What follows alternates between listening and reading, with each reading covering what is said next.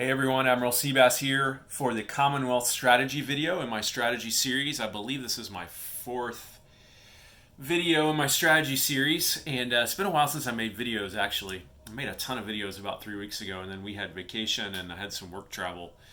So it's good to be back in the war room and making more videos. And this is Commonwealth Strategy, so this is going to be Great Britain, FEC, Anzac, and Canada strategies.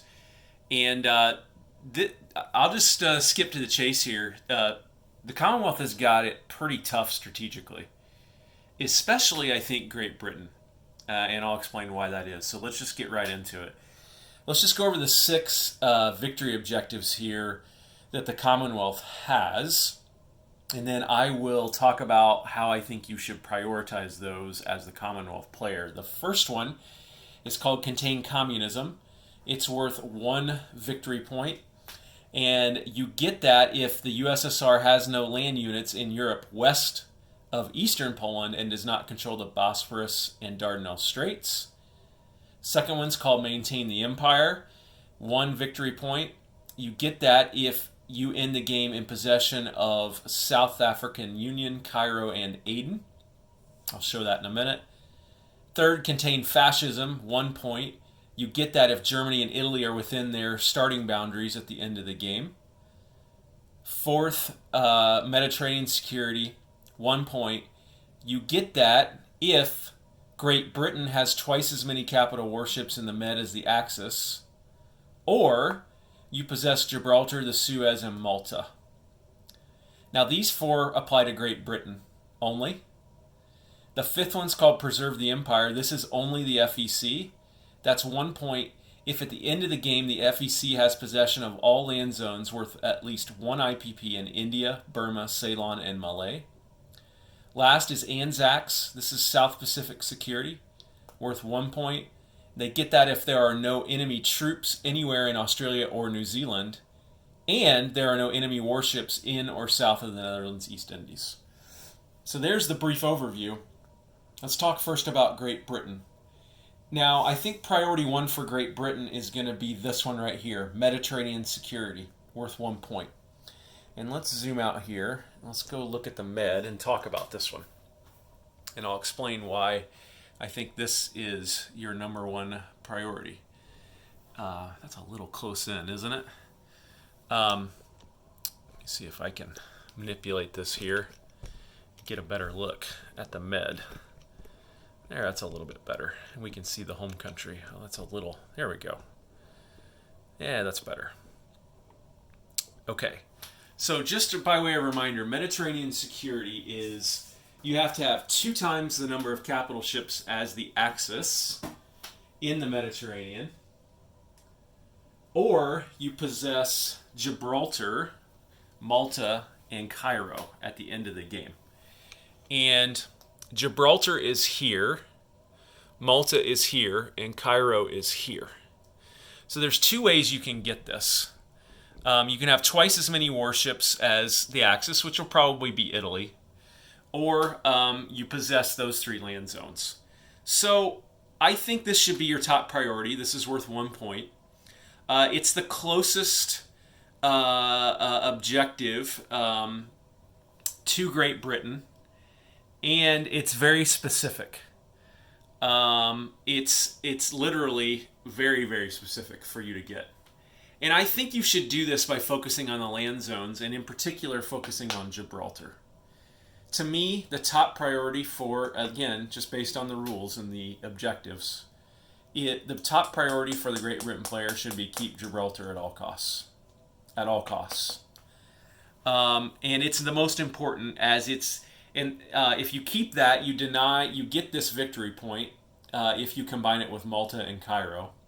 But also, if you keep Gibraltar, you can keep a steady flow of warships from Great Britain into the Mediterranean. Whoever controls Gibraltar basically controls the movement in and out from the Atlantic into the Mediterranean.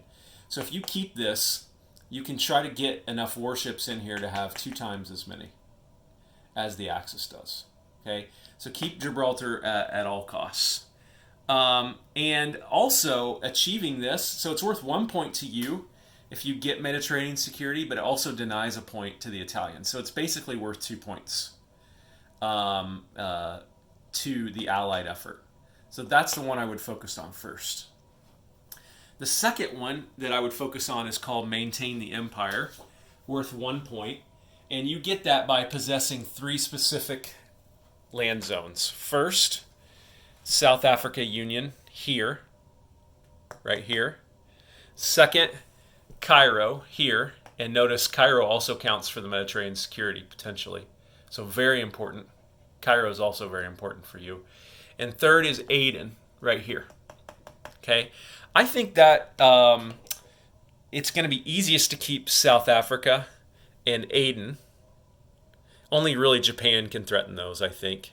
Maybe Italy, but if Italy's threatening these, you've probably lost Mediterranean security as well. Cairo is going to be the toughest. I think to do this, you're really going to need either FEC to contribute some units to protecting Aden and Cairo and South Africa, or I think the better play is to upgrade this factory from a minor to a medium and be able to build 3 units a turn here to reinforce Aden and Cairo. So that's my second priority for the Great Britain player. Third, it would be contain fascism. And that one is all about keeping Germany and Italy within their starting borders. And that's going to be, the reason that I put that as lower priority is it's too general. It depends on lots of other factors. And I think you go for this maybe at the end of the game, trying to take something back from them at the end of the game. But if you do this, it would deny Germany and Italy other victory points as well. And then last, and I would say way last for Great Britain is contain communism. And that's basically USSR having no units in Europe west of eastern Poland, which is right here. And they don't possess the Bosporus and Dardanelles Straits, which is right here. Right here. Why is that way last? Well, Great Britain can't really do anything about that. Great Britain can't attack Russia until Berlin has fallen. That typically doesn't happen in this game. So I don't think you need to worry about that at all as a matter of strategy. So, okay, now let's talk about the FEC. They have one called Preserve the Empire. And this one's pretty simple.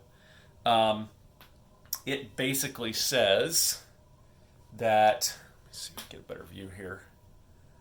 Yeah, here we go. That's better. That one for the FEC, and this is their only one, and it's worth 1 point, is if you possess all land zones worth at least 1 IPP in India, and that would be, I don't know if Bengal counts as India or not. That's an interesting question. But the ones I definitely know that are in India are 1, 2, 3, 4, 5. Those 5 right there. You have to possess Burma also. You have to possess Ceylon, which is right here, and Malay, which is right here. India and Ceylon are going to be the easiest to protect. Harder is going to be Burma. That's going to be on the front lines of the ground war with the Japanese. And the hardest of all is going to be Malay, because it's a little bit further away from the FEC. This is going to take ground troops and also probably upgrading this minor factory to a medium in order to build more units here.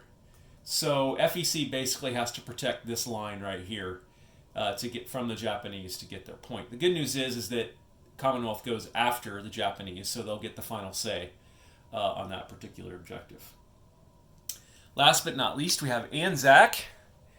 And Anzac, their victory objective simply says that there are no enemy troops in Australia or New Zealand.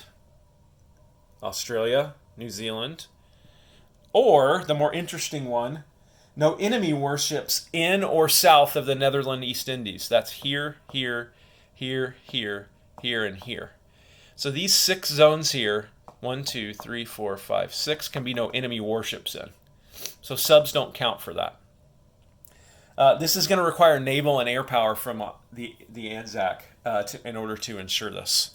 and they don't have a lot of money to invest in that. So I think wartime economy, improved shipyards could certainly help with that, but they're going to need to get naval and air power into the Dutch East Indies in order to ensure that really the Japanese don't have any enemy warships in here at the end of the game. And again, the Commonwealth goes last.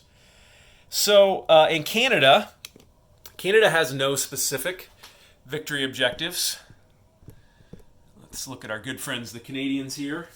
But the strategy for them is just to help with the fight. And in particular with convoy raiders, these corvette units, which are cheap ways to get escorts. That's the best way the Canadians, I think, can help in the game. From a counter strategy perspective, the best thing the Commonwealth can do in Europe is to counter the German Lebensraum strategy. And in particular, Germany gets 1 point if it controls Denmark, Netherlands, and Belgium. It can get a point for controlling Belgium, Netherlands, Denmark. So keep your eye on that one. Try to control at least one of these three by the end of the game. We already talked about Mediterranean dominance and how the Great Britain needs to counter that. Italy can get a point for having Mediterranean dominance, so watch that. Italy gets an expand the empire as well. They get up to 2 points for controlling new territories, so try to counter that one. And then finally, Germany gets the gain resources one, which if they have 50 IPPs or more at the end of the game, then Germany gets a point.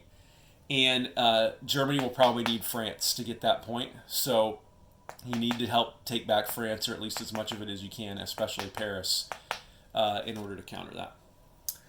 All right, I think that's it for the Commonwealth strategy. I think the Commonwealth has a really tough go in this game.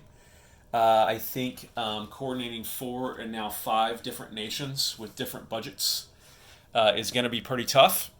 But again, I think for Great Britain, the number one priority is the Mediterranean and the Italians. And then chipping away at German expansion late in the game in order to deny them some points.